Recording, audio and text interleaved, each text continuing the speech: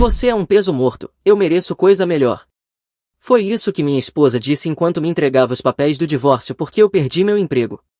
Ela achou que eu fosse chorar, mas o que fiz em seguida a fez implorar e desabar no tribunal enquanto eu saía com tudo.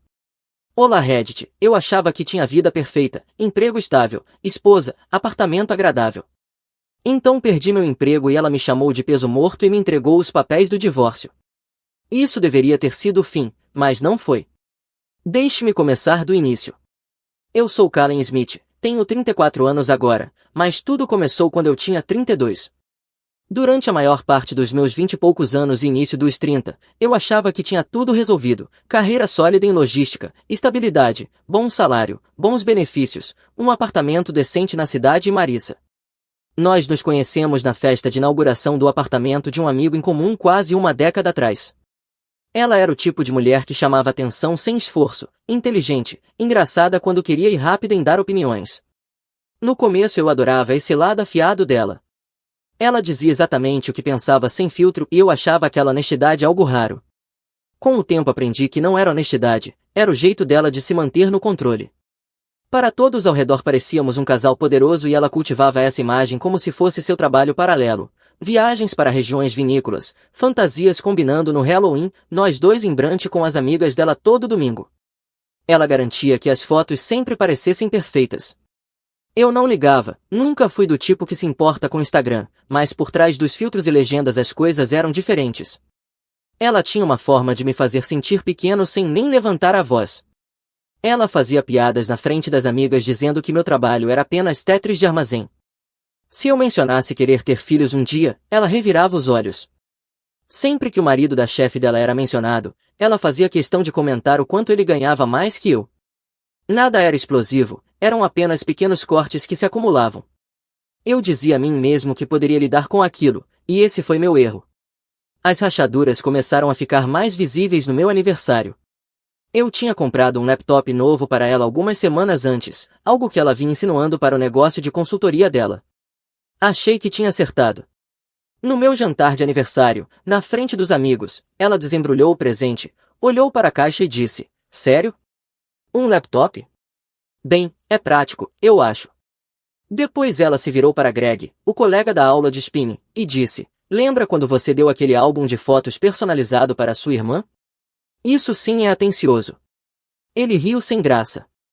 Eu fiquei ali em silêncio, pedi a sobremesa e pensei, ela acabou de transformar meu aniversário nos padrões de presente dela. Não disse nada naquela noite, mas algo mudou. 2 semanas depois aconteceu a fusão da empresa. Meu departamento foi cortado da noite para o dia. Recebi o discurso do RH, o pacote de rescisão, o aperto de mão. Era isso. Mandei mensagem para Marissa no trem voltando para casa, contando a novidade. A resposta dela foi, e agora? Você vai ficar sentado o dia inteiro?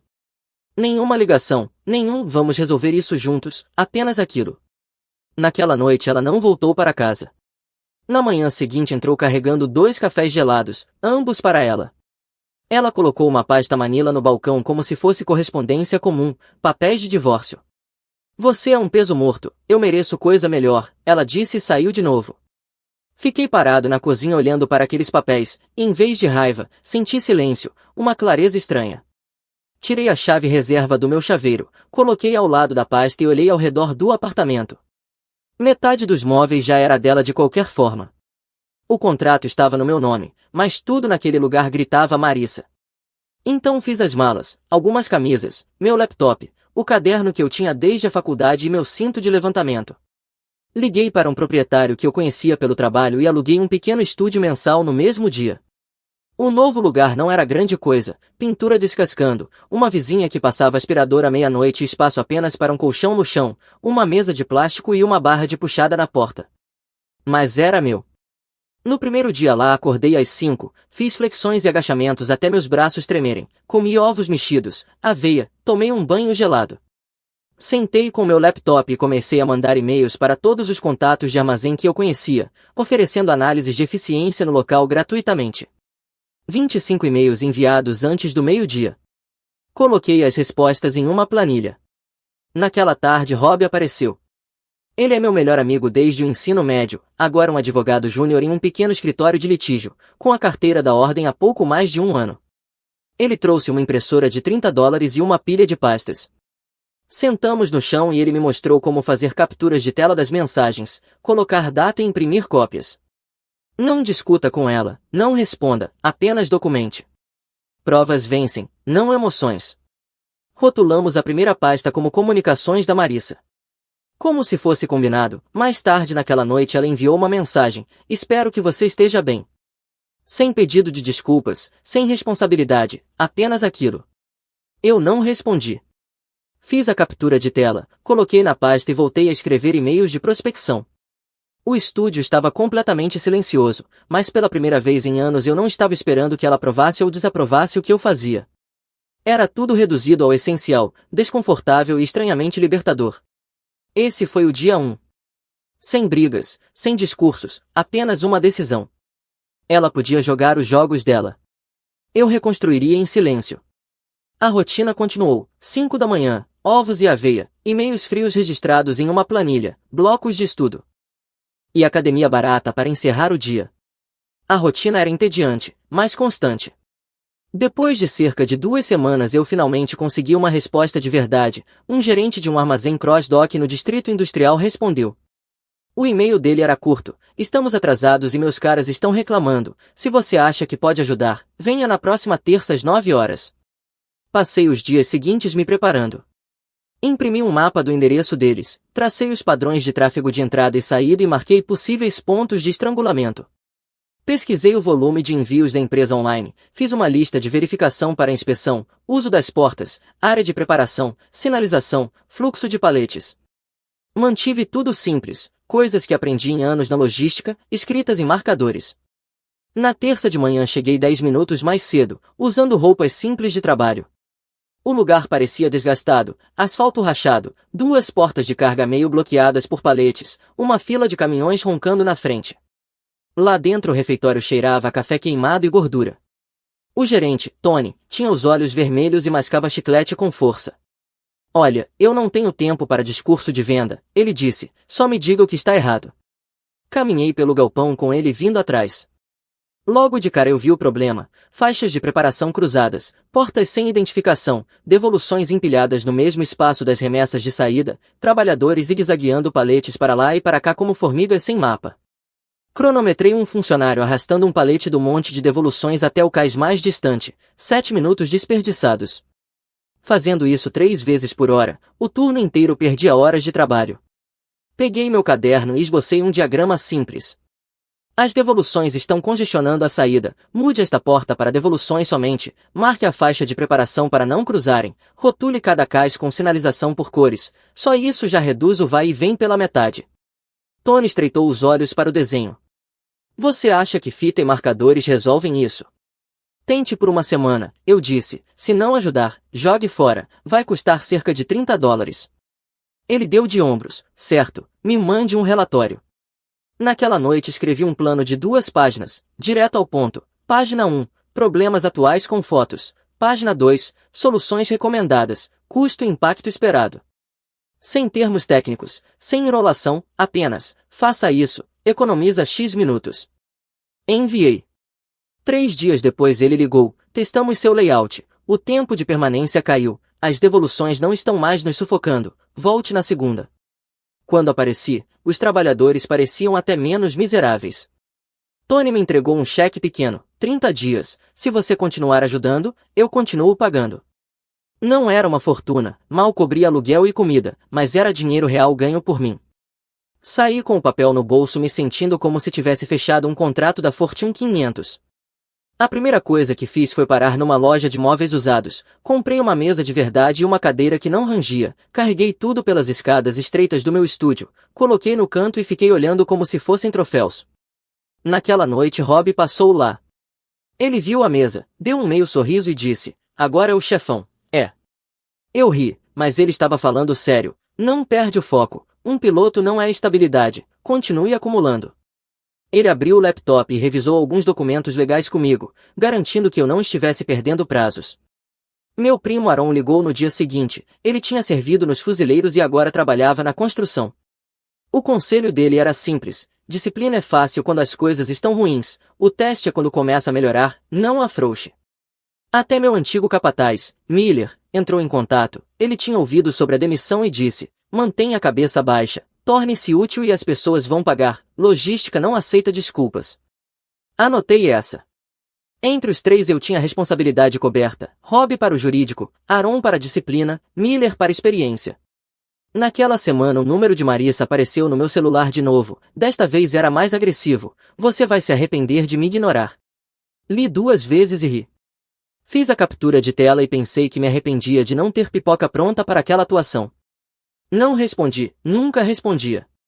Em vez disso sentei na minha nova mesa, abri minha planilha e escrevi mais 50 e-mails de prospecção. Quando o primeiro piloto terminou eu já tinha uma rotina: prospecção de manhã, visitas aos clientes algumas vezes por semana, academia à noite. O dinheiro ainda não estava entrando de verdade, mas era alguma coisa. O que eu não esperava era a rapidez com que o lado da Marissa veio atrás de mim legalmente. Em menos de uma semana o advogado dela conseguiu uma liminar temporária, uma ordem curta me impedindo de mover fundos do negócio ou assinar novos contratos acima de um pequeno limite até que as divulgações fossem concluídas. Não me impediu de trabalhar, mas desacelerou tudo e me forçou a manter acordos maiores apenas como rascunho. Rob apareceu uma noite com uma pasta na mão. Você não vai gostar disso, ele disse, jogando-a na mesa. Era uma proposta de acordo redigida pelo advogado dela. Folheei as páginas e precisei parar no meio para ter certeza de que estava lendo direito. Ela queria o carro, sem surpresa, estava no nome dela. Também queria o apartamento, mesmo com o contrato no meu nome. O advogado dela disse que pediria ao tribunal posse exclusiva até o fim do prazo. Mas então vi o golpe principal: uma exigência de pensão conjugal agressiva vinculada à minha renda futura. O motivo estava escrito preto no branco: ela havia sacrificado seus melhores anos para me apoiar. Recostei na cadeira. Os melhores anos dela aparentemente tinham data de validade. Rob sorriu de canto, mas não riu. Não assina nada, isso não é uma proposta, é uma caça ao dinheiro. Vamos responder quando for a hora. Então montamos um plano. Rob me explicou como a fase de descoberta funcionava, o que poderíamos solicitar e o que teríamos de fornecer. E como organizar tudo. Esvaziamos a prateleira de cima do meu pequeno armário de metal e começamos a rotular pastas: comunicações, finanças, bens, cronogramas, cada uma com abas e notas adesivas. A primeira coisa que Rob martelou em mim foi consistência: cada mensagem, cada e-mail, cada captura de tela, tudo impresso, datado e arquivado, cada despesa relacionada ao meu trabalho ou à minha situação de moradia registrada e salva. Trilhas de papel vencem casos, ele dizia. Eu levei isso a sério. Marissa também não estava quieta. Ela continuava postando fotos no Instagram como se nada tivesse mudado: roupas novas, brunches e uma que realmente chamou minha atenção, uma foto dela em um condomínio que eu não reconhecia, mobília moderna e piso de madeira polida. A legenda dizia novos começos. Comparei o horário daquela postagem com a data em que ela me entregou os papéis. Ela tinha se mudado rápido, rápido demais. A fase de descoberta mais tarde mostrou que o novo contrato de aluguel dela havia sido assinado uma semana antes de eu ser citado, com o primeiro mês de aluguel e o depósito enviados 2 dias antes. O timing não era luto, era preparação. Ficou ainda mais estranho quando notei o carro do Greg refletido na janela, o mesmo Greg da aula de spinning que era só um amigo. Isso me fez investigar. Cruzei o histórico do Venmo da época em que ainda compartilhávamos algumas contas. Pagamentos dela para S. King apareciam repetidamente. As notas diziam coisas como branding, design e consultoria. O problema era que a irmã da Marissa era enfermeira, sem negócios de branding, sem trabalhos de consultoria. Cavei mais fundo e lembrei de um nome de fornecedor que ela mencionara por alto quando se gabava de ajudar Greg com ideias de negócios. Pesquisei online e descobri que tinham emitido faturas para uma LLC registrada no nome da irmã dela. Aquilo não fazia sentido. Mostrei a Rob e ele ergueu as sobrancelhas. Isso é interessante. Se ela está canalizando dinheiro pela irmã, isso é ocultação, podemos intimar esses documentos. E fizemos. Rob entrou com um pedido de divulgação financeira ligada àquela LLC. Semanas depois os documentos chegaram: transferências, faturas, pagamentos, tudo durante nossa separação, a maioria rotulada como honorários de consultoria da empresa do Greg. O total ultrapassava $80.000. Rob entrou com uma reconvenção por ocultação de bens e restituição e simultaneamente pediu a dissolução da liminar até a audiência. Enquanto isso, mantive meus projetos abaixo do limite e deixei depósitos em uma conta separada. Não estávamos gritando, estávamos apenas alinhando recibos. Folheei as páginas balançando a cabeça. Ela criou um negócio falso no nome da irmã e movimentou o dinheiro por ali para esconder. Parece que sim, Rob disse, e o melhor é que ela deixou os registros de horário ali, sem como alegar que era dinheiro antigo ou acidente. Enquanto Rob construía o caso, eu continuava acumulando clientes. Tony do CrossDock me indicou para um amigo que administrava um pequeno centro de distribuição do outro lado da cidade. Fiz uma visita, apontei as ineficiências nas áreas de preparação e entreguei o mesmo tipo de plano de 2 páginas. Eles testaram, viram melhorias e me contrataram por um contrato curto que virou outra indicação. Em menos de um mês eu tinha 3 clientes pagantes. Nada glamouroso, pequenos armazéns com chão empoeirado e gerentes exaustos, mas todos me enviaram e-mails de agradecimento. Eu também capturei esses, não para o tribunal, mas para me lembrar de que o trabalho tinha valor. Minhas entregas eram sempre as mesmas, gráficos simples do antes e depois dos tempos de permanência, fotos das faixas reorganizadas, marcadores com horas economizadas, sem enfeites, apenas prova. Os clientes respeitavam porque parecia resultado, não um papo de vendedor. Entre os contratos e as provas obtidas por intimação, eu sentia que as peças finalmente estavam se encaixando. Eu não estava rico, mas também não estava quebrado. Não estava gritando nem correndo atrás, apenas documentando e construindo. Cerca de um mês antes, o antigo sócio comercial do meu pai tinha me pedido para ajudar como consultor em sua nova startup e disse que me concederia um pequeno bloco de ações consultivas mais adiante. Naquele momento não havia nada para declarar, sem concessão, sem vesting, apenas um e-mail e uma promessa que soava maior do que era. Um pequeno trecho disso apareceria depois e faria parecer um ganho enorme, mas na época era apenas papel. Uma noite sentei à minha mesa cercado por pilhas de papéis e pastas rotuladas. Rob me entregou um fichário novo e disse, dê um nome. Escrevi na capa com marcador preto, entradas da LLC. Aquele fichário parecia mais pesado do que realmente era, não apenas papel, mas prova de que ela havia mentido, prova de que tentou manipular o sistema, prova de que eu não estava louco por suspeitar. Coloquei-o na prateleira ao lado dos outros.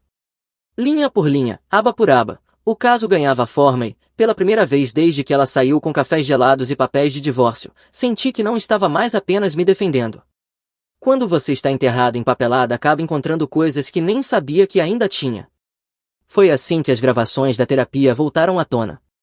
Cerca de um ano antes da separação, Marissa tinha nos empurrado para a terapia de casal. Ela dizia que era manutenção preventiva, o tipo de coisa que todos os casais sérios supostamente fazem. Eu concordei porque, na época, achava que talvez uma perspectiva externa pudesse ajudar. As sessões eram com o Dr. Lanin, um senhor mais velho que falava com suavidade e tinha um jeito de fazer os silêncios longos parecerem desconfortáveis. Ele estruturava tudo de forma diferente do que eu imaginava. Algumas sessões eram conjuntas, nós dois na sala, outras vezes ele dividia, meia hora comigo, meia hora com ela. Ele dizia que assim entendia melhor como cada um via o relacionamento. Além disso, ele gravava tudo. No início ele explicou, vocês dois terão acesso a esses arquivos de áudio depois, para que possam refletir entre as sessões. Nós concordamos e assinamos. Depois de cada encontro ele nos enviava links. Na época eu mal mexia neles, mas por ser do tipo que guarda tudo, joguei os arquivos em uma pasta na nuvem e depois esqueci. Meses depois, enquanto montava fichários para o Rob, esbarrei naquela pasta antiga, 6 arquivos, cada um com cerca de 1 hora. Cliquei em um por curiosidade, coloquei os fones de ouvido e comecei a ouvir. Os primeiros minutos eram conversa padrão de terapia, eu explicando o estresse no trabalho, ela falando sobre querer mais ambição da minha parte. Então o áudio mudou. Era uma das sessões solo dela. Reconheci o ritmo da voz, calma, nada emocional, como se estivesse apresentando um plano de negócios. Eu só preciso que ele pareça o vilão para que eu possa sair levando tudo, ela disse. Houve uma pausa e então a voz do Dr. Lanin. Então você já decidiu que quer deixar o casamento? Sim, ela disse, eu decidi, mas vai ser melhor se ele parecer o problema, assim eu fico com o apartamento, o carro e a simpatia. Eu congelei. Lembrei de estar na sala de espera naquela meia hora, provavelmente mexendo no celular enquanto ela dizia isso. Eu não ouvi na época, ouvindo meses depois parecia uma peça de quebra-cabeça encaixando perfeitamente.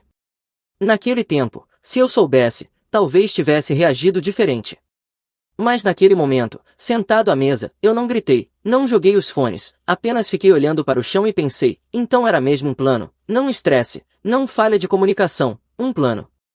Marquei o horário no áudio, ouvi 2 vezes, e então mandei para Rob com o assunto ouça em 4212. 5 minutos depois meu telefone acendeu. Meu Deus, Rob disse sem nem cumprimentar, ela admitiu. Ela literalmente planejou tudo. Sim, eu disse, tá na gravação. Rob já entrou no modo advogado. Esses arquivos foram fornecidos a ambos, certo? Sim, os mesmos links, os dois tínhamos acesso. E você ainda tem os originais? Na minha nuvem, intactos. Isso significa que a cadeia de custódia está limpa, ele disse. Próximo passo é verificar com o terapeuta. Na semana seguinte Rob entrou em contato com o Dr. Lanin. Para seu crédito, o homem foi profissional. Confirmou que ainda tinha os arquivos originais com metadados intactos, nada alterado, e disse, sim, ambas as partes estavam cientes da gravação, posso certificar isso. Era tudo que Rob precisava. Ponto de virada, ele me disse depois. Não vamos usar isso para humilhá-la, vamos usar para provar que ela negociou de má fé desde o início, juízes se importam com intenção. Enquanto Rob protocolava a papelada, eu me concentrava no lado do negócio. As indicações continuaram chegando, mesmo método, galpões maiores, mesmos resultados. Aquele pequeno e-mail de agradecimento importava mais do que o cheque, era a prova de que eu podia entregar valor real, não só falar do que eu fazia antes. Foi então que Marissa mandou outra mensagem. Desta vez não era algo descartável. Ela escreveu, estou orgulhosa de você, desculpa por tudo, podemos conversar. Fiquei olhando para a mensagem por um momento e então cliquei captura de tela, arquivei. Eu não era ingênuo. Se ela realmente quisesse reconciliação, não teria contratado um advogado predatório para me espremer por dinheiro. Rob apareceu como meu procurador no caso. O sócio dele assinou os protocolos, mas foi Rob quem argumentou as moções na audiência seguinte. Rob apresentou uma moção para admitir as gravações. Ele argumentou limpo, meritíssimo, estes arquivos mostram que a senhora King não estava participando de boa fé, ela estava estrategizando para manipular o resultado do divórcio. O advogado dela protestou imediatamente, alegando que terapia privada não deveria ser usada como arma. O juiz não se comoveu. Ambas as partes consentiram com as gravações, ele disse, o terapeuta confirmou a autenticidade e cadeia de custódia, moção concedida. Os arquivos não foram colocados sob sigilo, então o áudio e trechos da transcrição se tornaram parte do registro público. Quando saímos, Rob olhou para mim com aquele sorriso raro que ele dava quando tudo encaixava. Ela achou que a terapia era o escudo dela, acabou sendo a nossa espada. Eu não comemorei. Fui para casa, cozinhei frango com arroz e atualizei minha planilha de clientes. Essa era a diferença entre nós, ela jogava, eu empilhava provas. Depoimentos não são como na TV, nada de gritos, nada de bater papéis dramaticamente, apenas uma mesa, um gravador e muitas perguntas que parecem entediantes até alguém escorregar. Marissa entrou com o advogado dela e uma pasta que mal olhou. Ficou de óculos escuros até sentar, como se quisesse fazer uma entrada. Rob, meu advogado, sentou diante dela, calmo, caneta na mão, sem nem olhar para o teatro dela. Começou fácil, datas, endereços, confirmando que ela tinha solicitado o divórcio, confirmando que ela havia pedido as divulgações. Então deslizou uma folha pela mesa. Você pode explicar o propósito desta LLC registrada no nome da sua irmã? Os dedos dela congelaram sobre a pasta. Que LLC? Rob não piscou. A registrada em 11 de maio do ano passado, tem os artigos de organização, sua irmã está como proprietária, mas você está no contrato de locação do endereço comercial, registros bancários mostram depósitos ligados a essa LLC durante sua separação. O advogado dela interveio, objetamos a caracterização. Rob o cortou educadamente, você terá sua vez, por agora, estou perguntando à testemunha. Qual era o propósito dessa LLC? Marissa piscou. Passou a língua nos lábios. Era uma coisa de consultoria, branding, só ideias. Consultoria para quem? Eu não lembro. Rob se recostou.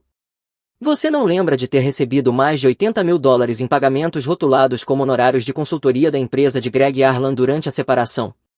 O advogado dela ficou rígido. Ela tentou responder, mas parou. Eu precisaria ver os documentos. Rob deslizou os extratos bancários. Estão aqui. Ela ficou 10 segundos sem falar. Finalmente disse, não me recordo dos detalhes. O gravador captou tudo.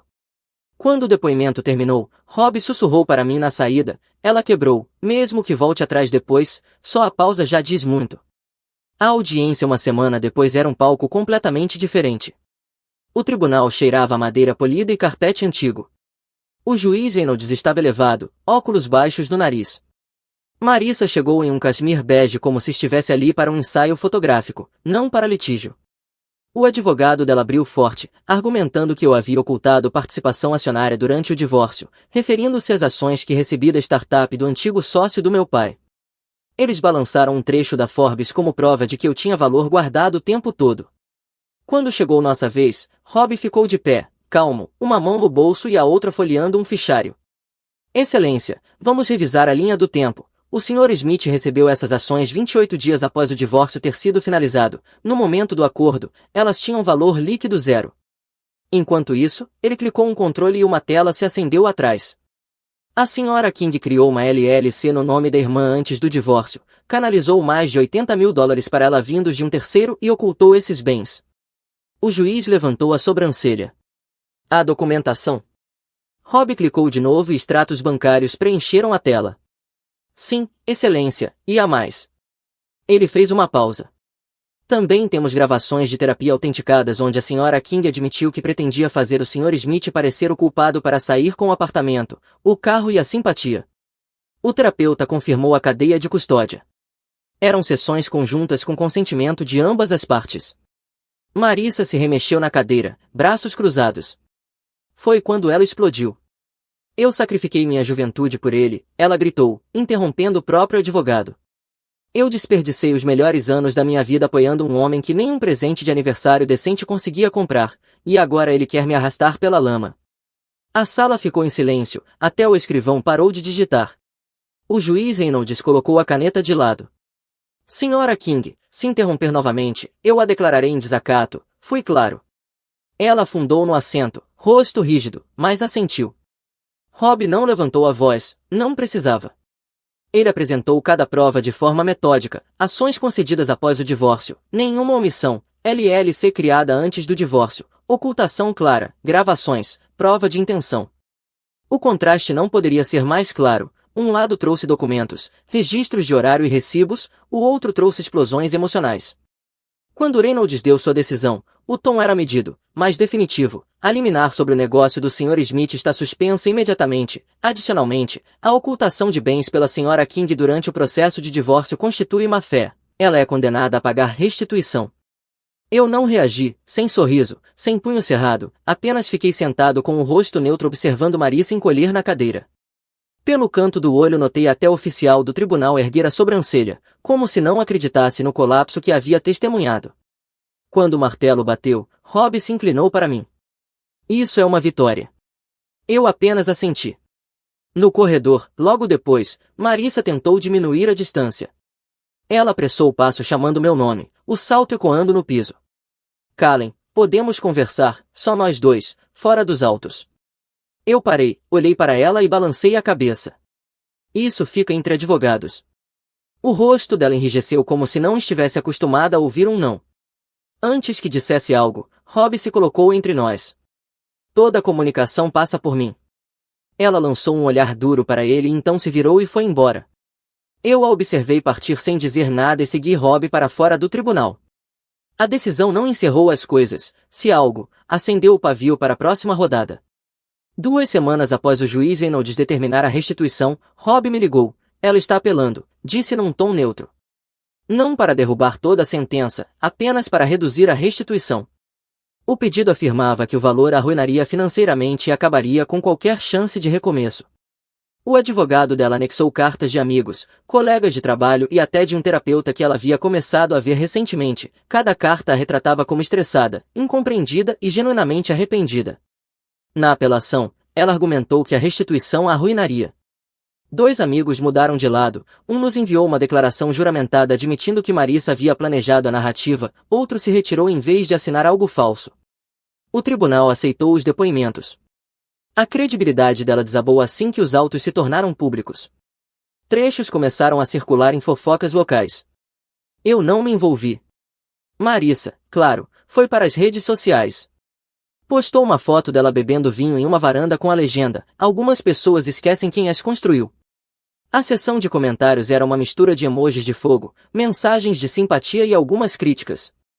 Eu fiz captura de tela e arquivei no fichário. Enquanto isso, o impacto chegou ao trabalho dela. Ela vinha fazendo serviços de marketing freelance, dependendo da própria imagem para conseguir clientes. Um a um, esses clientes começaram a deixá-la. Uma agência de design publicou: "Não estávamos cientes do litígio envolvendo a Sra. King, não endossamos mais seus serviços". Outras simplesmente removeram o nome dela dos sites. O nome dela virou tóxico no círculo pequeno em que trabalhava. Ao final do trimestre, a conta da LLC tinha secado. Um mês depois, ela entrou com um pedido de falência. Rob moveu para que a restituição fosse considerada não liberável devido à fraude, e o tribunal concordou. A sentença sobreviveu à falência, o tempo não apagou. Eu continuei acumulando contratos. Àquela altura, eu tinha 4 clientes estáveis, fluxo de caixa suficiente para pensar em expansão e a primeira doação prometida para uma fundação que eu estava criando em nome do meu pai, algo para apoiar jovens de baixa renda interessados em logística e tecnologia. Foi aí que ela apareceu de novo. Uma tarde, minha assistente me avisou: "Há uma mulher aqui pedindo 5 minutos, sem câmeras, sem advogados, ela disse que não quer problemas". Fui até o saguão. Marissa estava lá, sem maquiagem, cabelo preso, suéter amassado, não a versão polida que costumava exibir. Ela parecia menor, não fisicamente, mas em presença. Estava segurando um envelope lacrado. Quando parei diante dela, ela me entregou. "Só isso", disse baixo. Eu abri ali mesmo. Dentro havia uma foto do nosso casamento, pôr do sol na praia, nós dois sorrindo como se acreditássemos que duraria. No verso, na letra dela, eu estava errada sobre tudo, eu não entendi o seu silêncio, agora eu entendo, eu também não teria respondido. Dobrei a foto, coloquei de volta no envelope e olhei para ela. "Desejo paz a você", eu disse. Foi tudo. Os olhos dela subiram como se quisesse que eu dissesse mais. Eu não disse. Virei e voltei para o escritório. Ela não me seguiu. Naquela noite, Rob e eu revisamos a papelada. Ele perguntou se eu queria incluir o bilhete como prova. Eu balancei a cabeça. Não precisa. Isso diz mais para mim do que jamais dirá para um juiz. Rob recostou na cadeira. Então é só mais uma página no arquivo chamado Tarde Demais. Ele não estava errado. A audiência final não era para ser dramática. Estava marcada como um encerramento processual, finalizar a restituição, encerrar a reconvenção e assinar os últimos documentos de conformidade. Todos esperavam que fosse rápido. Nessa altura, meses haviam se passado desde a última data no tribunal. Meu negócio estava estável, a fundação tinha lançado seu primeiro workshop de armazém e Rob estava afundado na agenda de julgamentos do escritório. O caso parecia ruído de fundo, só papelada esperando o carimbo. Mas tribunais têm seu próprio jeito de surpreender. Marissa chegou 10 minutos antes, sem advogado dessa vez. Ela não podia mais pagar um. Representou-se sozinha, carregando uma pasta fina que parecia vazia comparada à pilha de fichários do Rob. Usava uma blusa simples, cabelo preso, sem joias. Parecia mais velha que sua idade, não em anos, mas em peso, do tipo que vem quando alguém fica sem alternativas. Quando o juiz entrou, todos se levantaram. Ele olhou a pauta e foi direto ao ponto. "Estamos finalizando a questão da restituição e encerrando a reconvenção. Sra. King, está aqui voluntariamente, correto?" "Sim, Excelência", ela disse baixo. "Sr. Smith." Eu assenti. Rob confirmou que não havia novas moções. O juiz pareceu satisfeito. "Muito bem, a menos que haja algo mais, vamos encerrar." Foi quando Marissa levantou a mão. "Permissão para falar." O juiz suspirou, mas permitiu brevemente. Ela não se virou para ele, mas para mim. Os olhos fixos dos meus como se a sala tivesse desaparecido. "Eu sei que perdi", ela começou. Eu sei que mereço o que aconteceu, talvez não da forma como aconteceu, mas o resultado. Eu só preciso que você saiba de uma coisa. Não para o tribunal, não por dinheiro. Por mim. Rob se mexeu na cadeira, inquieto, mas eu fiquei imóvel. Quando nos conhecemos, eu realmente te amava. Achei que seríamos o casal que daria certo. Mas a vida aconteceu, estresse, ciúmes, minhas próprias inseguranças. Eu te culpei por tudo. Achei que você me segurava. A voz falhou. Eu estava errada. Sobre você, sobre mim, sobre tudo. A sala estava em silêncio, até o escrivão parou de digitar. Pela primeira vez em anos, olhei realmente para ela, e pude ver que ela não estava mentindo. Não mais. Mas não importava, porque verdade dita tarde demais soa como ficção. O juiz pigarreou. Senhora King, basta. Estamos aqui para encerrar, não para discursos. Ela sentou limpando o rosto. O juiz assinou os documentos, carimbou o encerramento do caso e bateu o martelo. Audiência encerrada. Todos se levantaram. Recolhi meus papéis. Marissa permaneceu sentada, me encarando como se esperasse uma palavra, um aceno, qualquer coisa. Passei por ela sem parar. Mas não foi o fim. 2 semanas depois chegou uma carta pelo correio, sem remetente. Dentro havia uma única foto do Max, o cachorro que ela tinha ficado. No verso ela escreveu: entreguei ele para uma família com quintal. Ele está feliz. Achei que você deveria saber. Sem súplica, sem manipulação. Só isso. Eu arquivei com o resto. Nessa época minha empresa tinha dobrado de tamanho, tínhamos fechado contratos estáveis com distribuidores regionais e eu a transformei em corporação, assumindo o cargo de CEO. A fundação crescia junto. Aos sábados, fazíamos workshops de armazém para adolescentes, ensinando o básico de eficiência operacional e liderança. Era o tipo de trabalho que meu pai teria se orgulhado. Meses depois, saindo do escritório da fundação ao anoitecer, a vi esperando do lado de fora. Ela estava mais magra, cansada, segurando uma bolsa gasta como se fosse armadura. Calem, por favor, ela disse avançando um passo. 5 minutos. Olhei para o Rob, que saía comigo. Ele me encarou como quem diz, sua decisão. Assenti para que ele ficasse distante. Ela começou suave, eu não posso desfazer o que fiz. Mas eu sinto falta do que fomos. Sinto falta de nós. Não quero dinheiro. Não quero nada. Só uma chance de conversar. Por favor. Os olhos brilharam por um instante. Eu fiquei em silêncio.